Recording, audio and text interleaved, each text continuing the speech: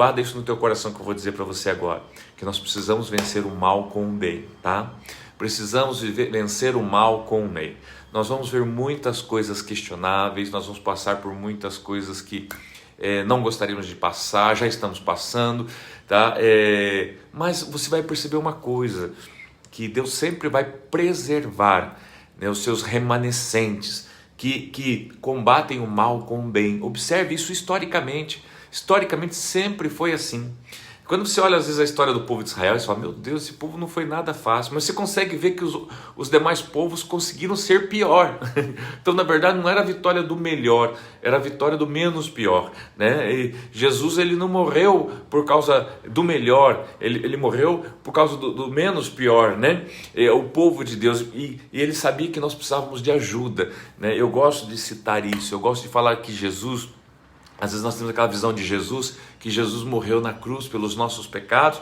Nós, né, um bando de gente terrível, porque na verdade somos, né, gente? Não vamos passar a mão na nossa cabeça. Nós somos terríveis sim, nós pensamos mal, nós falamos demais, nós criticamos, nós reparamos as coisas. Vamos falar sério, vamos falar a verdade, né? Mas não fique chateado por causa disso. Isso tem a ver com a humanidade, né? Com a carne, com esse senso pecaminoso. Então quando Jesus ele morreu naquela cruz, tá? Ele morreu por dois motivos principais. Primeiro, ele conseguia enxergar não o que nós estamos fazendo, né? Ou no caso naquela época, o que o povo fazia, mas quem aquele povo era. Jesus olhava para aquele povo que fazia um monte de coisa errada e dizia assim, se eu tirar o que eles estão fazendo, me sobra o quê? Quem eles são. Eles são quem? Eles são pessoas que papai fez, que papai criou ao espelho dele, e por algum motivo se desviaram, mas eu sei o que papai criou. Papai criou esse ser perfeito. Então quando Jesus vai para a cruz, a primeira coisa ele vai, não porque as pessoas estão fazendo, ele foi para morrer pelos nossos pecados, não. Ele foi primeiro na cruz, ele se entregou voluntariamente na cruz para salvar o nosso ser, porque ele sabe o que papai fez. Ele sabe que você é uma coisa maravilhosa, que eu sou uma coisa maravilhosa, apenas às vezes distante do propósito original. A segunda coisa foi derramar o sangue dele, que aí sim foi o quê? Para pagar a nossa dívida, porque toda essa formação nossa rochosa, dura, né, que faz com que a gente peque e erra, ela faz com que traga um ônus para nós ficamos devedores, então alguém precisava pagar uma dívida impagável, então ele vai na cruz, se entrega, derramando o seu sangue para pagar a dívida que era contra nós. Então eu gosto de dizer assim, Jesus ele não morreu, né, por causa do teu pecado, não, ele morreu, ele utilizou o sangue dele para pagar, né, a tua dívida e a minha também, não há dúvida, mas ele morreu por causa do nosso valor, porque se você falar que Jesus morreu pelo teu pecado, queridos, primeiro que parece ser injusto, né? Por que ele, tão santo, maravilhoso, morreria pelo teu pecado, pelo meu pecado? Não faz sentido, né? Mas faz muito sentido sim, ele morreu por causa do nosso valor, porque ele enxerga em nós o valor que nós muitas vezes não enxergamos, e por isso não reconhecemos a Deus na nossa vida e não deixamos o mal. Mas queridos, combata o mal com o bem, guarda isso no teu coração. Hoje nós estamos... Ontem então falamos do capítulo 46, eu queria só finalizar o capítulo 46, porque ontem nós fomos até o versículo 6, se eu não me engano, né? O 6 dizia assim, e também levaram os seus rebanhos e os bens que tinham adquirido em Canaã. Lembra que eles estão agora então saindo lá de Canaã, passam por Berseba e vindo agora para o Egito, a convite do faraó, a convite do próprio José, que se revelou como filho, né, de Jacó, os seus irmãos, toda aquela história. Verso 7, levou consigo para o Egito seus filhos, seus netos, suas filhas, suas netas, isto é, todos os seus descendentes. E do versos 8, que diz até o versículo 24, é uma relação desses descendentes, dizendo todos, Rubem, Simeão, Levi, Judá, Dan, Naftali, Gad, Aser, Isacar, Zebulon, Josué e Benjamim, acho que é isso, tá? Se eu não perdi nenhum no meio do caminho, mas enfim, e aqui os seus filhos, os seus respectivos filhos. Eu vou dar um exemplo, tá? Versículo de número 8, estes são os nomes dos israelitas, Jacó e seus descendentes que foram para o Egito. Então começa, Rubem foi o primeiro filho de Lia, o filho mais velho de Jacó. Estes foram os filhos de Rubem. Então começa a falar agora da família de Rubem, ok? Enoque, Palu, Esrom e Carmi. Estes foram os filhos de Simeão. Agora começa a falar então o nome agora dos filhos de Simeão, ou seja, da família de Simeão, tá? Simeão. Então qual foi os seus filhos? Jemuel, Jamim, Oade, Jaquim, Zoar, Saul, filho de uma cananeia. E assim vai, queridos, correndo filho a filho, né, e os filhos dos seus filhos. Por que isso está na Bíblia, querido? Porque Deus, ele vela por família. Deus, ele honra a família. Deus, tudo que ele faz é em função à família que ele gerou e criou. Então aqui, quando ele vem com uma genealogia, ele quer dizer o seguinte: olha, isso aqui são os frutos, é a família, tá? Então, mas eu não quero me atentar muito nisso. Então por isso que eu vou lá agora para o versículo número 25, que fala: foram esses os sete descendentes que Bila... verso 26. Todos os que foram para o Egito com Jacó, todos os seus descendentes, sem contar mulheres e seus filhos, totalizam 66 pessoas, sem contar mulher e os seus filhos. Tá? Verso 27.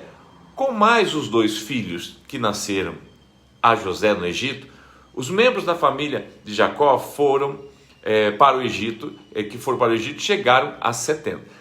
Aqui eu quero chamar a tua atenção acerca de um detalhe que passa quase desapercebido aqui nesse texto. Primeiro, eu vou ler de novo com calma, acompanha comigo. Versos 26. Todos os que foram para o Egito com Jacó, né, ou seja, toda a sua comunidade, né, sua família e seus descendentes, sem contar, então aqui nós não estamos contando, ok? Sem contar as mulheres e seus filhos.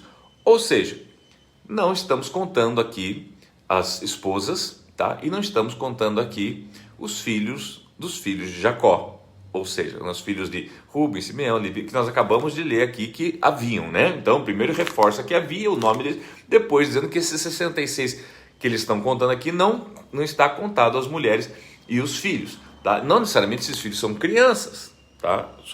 Seria a outra geração. Agora, olha que interessante, versos 27 diz assim: com mais 2 filhos... Opa, então aqui o 27 agora começa a contar filho. Com mais 2 filhos que nasceram a José no Egito. Então agora fala de 2 filhos de José no Egito, tá? Os membros da família de Jacó que foram para o Egito chegaram a 70. Só que se você pegar 66 mais 2, dá 68, não dá 70. Né? Então aqui a gente vê o quê? Né? O que está acontecendo? Por que dá a impressão que está um erro aqui, né? Um erro matemático, um erro, tá? Calma, que você vai ver lá na frente. Que é interessante o seguinte: não é contado nenhum dos filhos de Jacó, mas quando chega no versículo 17, conta-se os filhos de José, tá? E aqui, irmãos, é algo de muita relevância que eu preciso chamar a tua atenção agora. Eu não posso falar sobre isso agora ainda, porque senão estraga a surpresa, né? Mas eu posso chamar a tua atenção, porque mais na frente nós vamos ver o porquê disso, tá bom? Versículo de número 28 diz assim: olha, Jacó enviou Judá à sua frente, né? O seu filho Judá, o 4º filho de Lia, né? À sua frente, e a José, para saber como ir a Gozém, ou Gósen. Quando lá chegaram, José, de carruagem pronta, partiu para Gósen para encontrar-se com seu pai Israel, ou com seu pai, né, Jacó. Por que usou aqui o nome com seu pai Israel e não foi com seu pai Jacó? Porque Jacó tem a ver com o pai de José, Israel tem a ver com o chefe daquela comunidade. Então ele vai para encontrar com o seu pai, Jacó, mas Israel no sentido, e todo o seu povo, ok? Vamos lá então.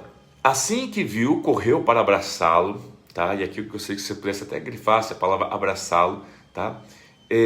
Abraçado a ele, chorou longamente. Irmãos, o que seria um choro de 22 anos aproximadamente, hein? O que seria um choro, né, de tanto tempo assim, né? Ou de mais possivelmente 22 anos aproximadamente, de saudade do seu pai, né? Então aqui fala assim: chorou longamente após abraçar o seu pai, tá? Interessante que aqui, queridos, bom, hoje eu vou comentar mais um pouquinho sobre versos 30. Israel disse a José, tá? Agora já posso morrer, pois vi o seu rosto, sei que você ainda está vivo. Então José disse aos seus irmãos e a toda a família do seu pai: vou partir e informar a Faraó que os meus irmãos e toda a família do meu pai, que viviam em Canaã, vieram para cá. Quero chamar a atenção a mais um detalhe aqui, queridos. Quando ele vira para os seus irmãos, e agora ele diz assim, né? Disse aos seus irmãos e a toda a família de seu pai: vou partir e informar a Faraó que os meus irmãos, tá? E toda a família de meu pai, de novo, que viviam em Canaã, vieram para cá. Ele está dizendo assim, porque naquela época era o seguinte, não se falava, o filho, né, de Lia, o filho de Bila, o filho né, do meu pai com Bila, que se você for ver lá atrás, eles não, ainda que eram tudo da mesma família, porque eram 4 mulheres, né, 2 mulheres e 2 concubinas, e filho com todas elas, tá? Eles não tinham essa expressão, a nossa família, né? Os filhos do meu pai, os meus irmãos. Não, era os meus irmãos filhos de Bila, os meus irmãos filhos, tá? Era uma noção distorcida de família. Aqui a gente vê o que? José olhando todos como família, como se Deus tivesse promovido todo um ajuntamento realmente. E eu quero chamar muito sua atenção, porque nós vamos falar muito sobre família, irmãos. A família, ela é sim um fundamento que não pode se perder em tempo algum da nossa vida. Por isso, a maior tragédia que uma pessoa pode ter na sua vida, tá, é o rompimento, a ruptura de um casamento ou a destruição de uma família.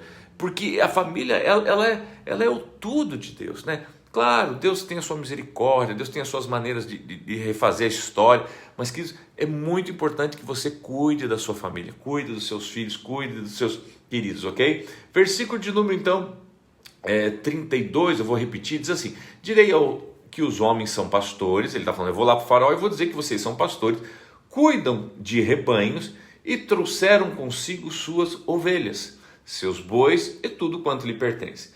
Quando o faraó mandar chamá-los, porque ele vai mandar chamar vocês, tá? E perguntar em que vocês trabalham, e aqui eu quero chamar outra atenção, tá? Por que esse fator para faraó seria tão interessante, tá? No que vocês trabalham, tá?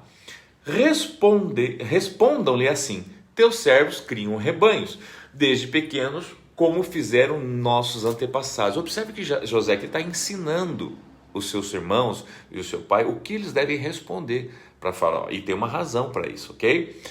Assim lhes será permitido habitar na região de Gósen. Se vocês falarem isso, será permitido que vocês habitem na região de Gósen, pois todos os pastores são desprezados pelos egípcios. Ou seja, não seria bom que eles morassem aonde os egípcios estavam. A região de Gósen era uma região onde, ainda que pertencia aos egípcios, mas ainda não era uma região onde os egípcios se estabeleciam tanto. Então eles poderiam ficar separados. Nós vemos o quê? Uma preocupação de separar, como se José estivesse falando assim, é ideal essa região, porque vocês vão ficar separados, porque eu não quero que vocês também se percam com a cultura egípcia. A gente começa a ver uma série de coisas, Deus preparando e José sendo um instrumento de Deus aqui, e que estão praticamente ocultas no texto. Você vai ter essa ciência só se você estudar profundamente, e depois, e o contexto e agora a sequência de tudo isso, ok? Para nós não entrarmos no capítulo 47, então eu vou parar aqui, porque eu vou deixar o 47 para amanhã, tá? Mas eu quero chamar a sua atenção ao seguinte: eu tenho dito assim, a família então é algo imprescindível, é algo que nós vemos que desde o início Deus, ele iniciou todas as coisas criando um homem e já viu que não era bom e logo em seguida gerou uma companheira para que existisse uma família.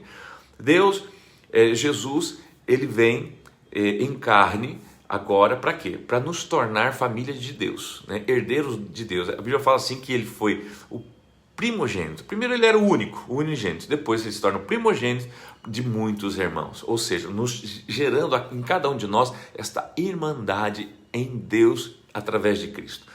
O que nós observamos aqui, Cristo? Agora então, José, um momento de crise, de fome, eu vou brincar de pandemia, né? Que então agora ele precisa salvar a sua família, tá? Que está perecendo. E agora ele traz, né, para onde tem recursos, né? Aquela coisa, tem coisa na sua vida que você não tem opção, você tem que estar ou ir, né, aonde tem a solução para o teu problema ou para a sua escassez. Mas nós observamos um cuidado de José em dirigir a sua família para uma região menos habitada pelos egípcios. E ainda ele disse: olha, digam que são pastores. Por quê? Porque vocês dizem que são pastores, eles olham pastores como uma segunda, terceira linha, né? Aquela coisa, é que como hoje, irmãos, o povo ainda vê pastor, né, como ladrão, não que não tem, mas na verdade ladrão tem em todo lugar, né? Tem pastor, tem advogado, tem médico, ladrão tem em qualquer lugar, né? Mas você percebeu que as pessoas veem pastor como uma coisa, né, ruim, negativa, né? Às vezes você vai preencher uma ficha e fala assim: qual que é a sua profissão, ou no que você faz? Ai, muda até um negócio, fala assim, eu sou pastor. Meu Deus, porque a pessoa já te olha ali, parece que ela já vai reprovar a tua ficha de cara, né? Agora, volto a dizer, interessante que tem, né, tem médicos ladrão, tem advogados ladrão, tem engenheiros ladrão, mas ninguém olha o engenheiro, né? Ele roubou, ele fez a planta, só assinou a planta, enfim, mas ele não é. Agora o pastor é. Então, mas olha só que interessante, ao mesmo tempo, isso traz o quê? Traz uma benéfica. Qual que é a benéfica? As pessoas não querem estar muito próximo, querem muito o que os pastores têm para lhe fazer. Você vai ver no capítulo 47 que o próprio faraó chega e fala assim, olha, dá uma olhada lá no meio dos teus irmãos, se tiver algum que pastoreia bem, põe para cuidar do meu rebanho. Porque é o seguinte, ninguém quer ser pastor, ninguém quer, porque o pastor ele não é bem visto, não é bem quisto, mas todo mundo quer usar o pastor, quer usufruir do pastor, né? Então é interessante, e ao mesmo tempo o que a gente vê? A gente vê Deus também não fazendo questão de misturar, muito menos de exaltar essa classe, pelo contrário, coloca lá no cantinho, mas extremamente necessário e suficiente. Eu falo isso por quê, queridos? Porque você precisa ser o pastor da sua casa, da sua família. E você precisa saber que a hora que você começar a pastorear a tua casa, a tua família, vão te ver com olhos estranhos. O que esse cara está tentando se meter na minha vida? Porque o que o mundo tem pregado para os seus filhos é isso, né? Cercia a liberdade do seu pai e da sua mãe. Eles não entendem de nada, eles não conhecem o mundo, a realidade. Você sim conhece tudo. Por que eu estou falando? Eu estou preparando você, queridos, para você agora entrar na terra do Egito. Viver na terra do Egito, irmãos, requer de nós um conhecimento e uma sabedoria divina, para que a gente entenda que a gente não pode estar fora dela. Eu não posso estar fora deste mundo, eu tenho que estar nesse mundo, mas não posso me contaminar por ele, e tenho que ter ciência que vão sim fazer acepção de mim, como filho de Deus, como pastor, como quem cuida da família, dos seus valores, mas nem por isso eu vou deixar de fazer. Sabe por quê? Porque ainda que não gostem de mim, ainda que me recriminem, eles precisam de mim. Queridos, o mundo precisa de você, papai, mamãe. Estamos aí nos aproximando do Dia dos Pais, né? Talvez você não tenha mais seu pai, não tenha mais seu esposo, mas você faça esse papel muito bem feito. Que Deus abençoe você, que nós continuamos sendo pastores dos nossos amigos, pastores dos nossos irmãos, pastores. A palavra pastor, que eles vem de pater, vem de alguém que mentoria, né? Também deriva de pater, de pai. Queridos, no nome santo, poderoso de Jesus, se permita ser pastor de alguém nesse dia. Pega o telefone daqui a pouco, liga para alguém. Olha, eu senti tua falta, como você está? Eu posso fazer uma oração? Eu só queria te dizer que você é uma pessoa muito especial. Eu quero aproveitar a live dessa manhã para dizer para você, você é alguém muito especial. Você é alguém de muito valor. Eu iniciei essa live falando que Jesus não morreu por causa do teu pecado, mas por causa do teu valor, tá? Você é alguém muito especial. E fale isso para alguém no nome poderoso de Jesus Cristo, tá bom? Deus abençoe, queridos. Deus abençoe vocês, Deus abençoe, né, a casa de vocês, a família de vocês, que o Senhor seja com cada um de vocês hoje e sempre, no nome de Jesus, tá bom? Deixa eu dar um oizinho aqui, né, a Marlinha tá aí, de nossa irmã sempre presente, Eli Silvia, Nelise, ninguém quer ser pastor, mas todos precisam de isso aí, Nelise, né, mas e Deus está tornando todos nós um pastor, viu? Deus está se tornando todos nós um pastor. Nós vamos todos nós sermos pastores, porque pastor é que cuida de ovelhas, e as ovelhas, ela é o que? Um tipo de os pequeninos do Senhor. Então Deus precisa promover nós para cuidarmos dos seus pequeninos e sermos boas referências no nome de Jesus Cristo, tá? Então